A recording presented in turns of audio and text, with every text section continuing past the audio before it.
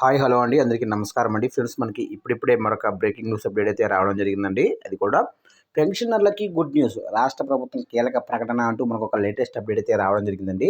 అయితే ఇందుకు సంబంధించిన పూర్తి వివరాలు అయితే తెలుసుకుందామండి. వీడియో ఎక్కడ స్కిప్ చేయకుండా చూడండి ఫ్రెండ్స్, అప్పుడే మనకి పూర్తి సమాచారం అయితే అందుతుంది. ఇక ముఖ్యంగా వీడియో నచ్చితే లైక్ చేయండి ఫ్రెండ్స్. లైక్ చేయడం వల్ల మనకు తెలిసిన ఇన్ఫర్మేషన్ మరికొంతమందికి అయితే రీచ్ అవుతుంది.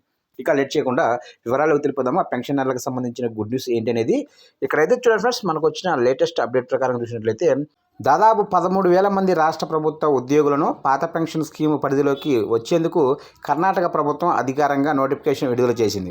ఈ నోటిఫికేషన్ ప్రకారం ఈ ఉద్యోగులు 2006 తర్వాత రిక్రూట్ అయ్యారు. కొత్త పెన్షన్ స్కీమును ప్రవేశపెట్టడానికి వ్యతిరేకిస్తే ప్రభుత్వ ఉద్యోగులు సమస్య చేయడంతో ఈ డిమాండ్ను నెరవేర్చడానికి తమ కట్టుబడి ఉన్నామని ముఖ్యమంత్రి సిద్ధరామయ్య స్పష్టం చేశారు.